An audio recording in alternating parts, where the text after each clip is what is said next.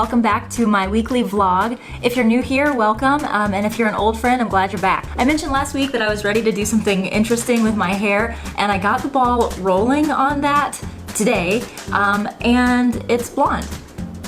Not what I was looking for, but anyone who's ever tried to do something interesting with their hair will tell you that on the road to fun hair, the first stop is always blonde, so it is what it is. I'm kind of okay with it. I never wanted to be blonde, but I was kind of expecting my whole head to be like a dirty dishwater color for a little while, so this is actually not too bad. At least it kind of looks like a normal person's hair color. But that's neither here nor there, not at all what I wanted to talk about today. I'm actually very excited about today's topic because I've wanted to talk about this for a little while now, and I just haven't yet. And what that thing is cockroach theory. And the reason why I haven't wanted to talk about it though is because cockroach theory is one of those things that has to do with situations and maybe even people in your life. Sometimes you just don't want to share that on social media. And so I've been talking to my husband about when was going to be the right timing to talk about cockroach theory. And he's said all along, the Lord will show you when it is time. Well, in typical God fashion, he gloriously unveiled to me that now it's time to talk about cockroach theory, and he did it with a literal cockroach. One thing that you will only know about me if you've been around me in person is that I am deathly afraid of cockroaches. So earlier this week, I was up really early with my son. I had just laid him down for his morning nap and I went to go get in the shower because it had been a few days. So I'm in the shower and I'm just finishing up with my conditioner, getting it all out of my hair. And when I reach for my towel, something like flies from the towel down into the bottom of the bathtub. And I've still kind of got like soap in my eyes and I was like, oh, what was that? One of Roman's toys? And so I kind of start like using my toes to push whatever this thing is that's down on the bottom of the tub. And I finally like wipe the soap from my eyes and I look down and it is a roach, like one of these, okay? Big one. I immediately scream, like the loudest scream a human being has ever screamed. Don't even grab the towel, I just leap over the bathtub, bang my knee on the way out, and go running out of the bathroom. Now, as I'm running out of the bathroom, Charlie, my husband, is running into the bathroom because he thinks that something terrible has happened in there. So like two ships crossing very fast in the night, I exclaim, "Cockroach!" and then I take off running. My husband goes on into the bathroom to deal with the roach, and what I decide is the most appropriate course of action at this moment in time is to run into my son's room and pick my sleeping son up out of his crib and hold him like this. Now I'm naked, soaking wet. My son is now very frightened and screaming. My husband joins us in my son's nursery and he looks white as a ghost.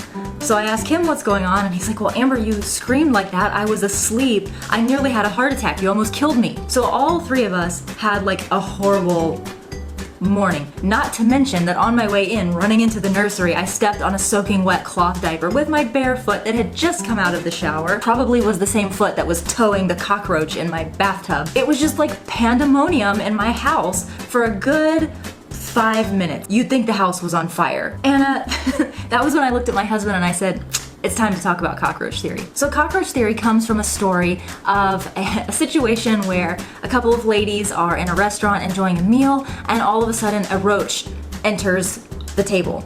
And the two women start freaking out. They swat at the cockroach. The cockroach goes flying all over the place, darting from one person's plate to another, and everyone is screaming and flailing and in hysterics. Finally, one of the waiters in the restaurant comes out, and as he's trying to calm everyone down, the roach actually flies and lands on his shirt. And the waiter freezes, and he very carefully and calmly walks to the door of the restaurant, steps outside, flicks the roach off of his shoulder, and goes back into the restaurant. And when he gets inside, he sees that everyone is calm. There's no more hysteria because the roach has left the building. And the premise of the story is, who actually caused the hysteria? The cockroach or the people reacting to the cockroach? The very fact that this guy could keep calm and totally diffuse the situation by just stepping outside with the roach really goes to show that the roach was not the cause of the hysteria, it was the people who chose to lose their minds over this situation. And when I think about myself as a parent, as a spouse, as a person who has to deal with other people on a day-to-day basis just like everyone else does, I realize that all the cockroaches in my life are not the problem. The cockroaches in my life are just events. They're just things that happen to be around while I'm living my life. And my reaction to those things are the things that cause me pain and sadness and frustration and annoyance throughout my day. I think every one of us could point to some person or event or situation in our life that is our cockroach. It's that thing that just triggers us and gets us so upset and worked up and emotional and just unable to think about anything else except this cockroachy thing. And what I want to be working on is learning to not react to the cockroaches in my life. I got a lot of them. But I gotta learn how to not react. I gotta be the guy with the roach on his shoulder who's just like, You know what I mean? I gotta learn that. And I think it's most important that I learn that now that I'm a mom, because I will be honest with you, sometimes my son is the cockroach, okay? Sometimes, no matter how bad I wanna be a good, loving, patient, grace-filled mom to him, he works my last nerve and I start melting down with him. So I'm saying this prayer, and that prayer that I'm asking is for the Lord to bring more cockroaches into my life. And I say that that's dangerous because who wants to deal with more cockroaches or cockroachy situations? I don't want to find any more roaches in my bathtub. But the only way that I'm ever going to learn to not react to the roaches in my life is to be around more of them. The Bible teaches, and really philosophy teaches in general, that we become stronger and more equipped the more we just run the race, the more that we expose ourselves to the things that make us uncomfortable, the more we try to stretch ourselves and grow and get past our weaknesses. And if we run from those things, we're never gonna grow. So here's the prayer that I've been working on praying, and I'm gonna share it with you just in case you want to pray this same prayer. I'm not usually a fan of sharing what I'm praying for with other people just because I do find that to be a private thing, but this one might actually be helpful. So if you're interested, here it is. Lord, I want to learn how to not react. I want to make it so that it does not matter what the world throws at me, or what situations I find myself in, or what difficult people I find myself around. I want to be the same way, always. And that way is the same way as Jesus.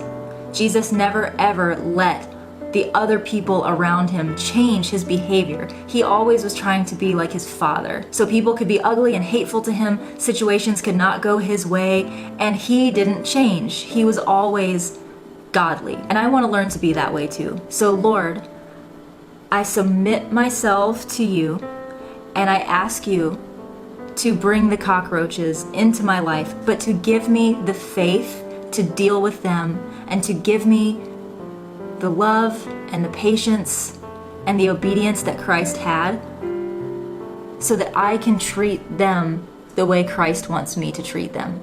The Bible's very clear on this subject. Love your enemies, and bless those who curse you. Do not be anxious about anything, but in everything submit your requests to God. And I've not been good at that. I haven't. I am an anxious person. I am an easily frustrated person. I am definitely not slow to anger in a lot of situations. And it's easy for me to say, well, that's because I've got so many difficult people in my life, or that's because of this situation or that situation. But the truth is, I don't really get to say that. At the end of the day, who I am and how I react is on me. And I need to learn how to get that under control before my son gets any older. Because even though I know that failure is going to happen, and I'm gonna make mistakes, and I'm gonna be imperfect with him, I do want to at least be able to look back and say, I did my best to not be reactive, but to be responsive. I always want to respond to him. I don't want to react. So that's my prayer that I've been working on. If you want to join me in this prayer, please do. I'd love to hear about what kind of cockroaches God brings into your life as a result of that prayer, and I'd be happy to walk that walk with you if you want to do it with me. That's about it that I have for today, guys. This one got a little longer than I wanted it to be, but it is what it is. I hope you guys have a wonderful, wonderful week. I hope it's truly blessed, and I will see you next time. Bye-bye.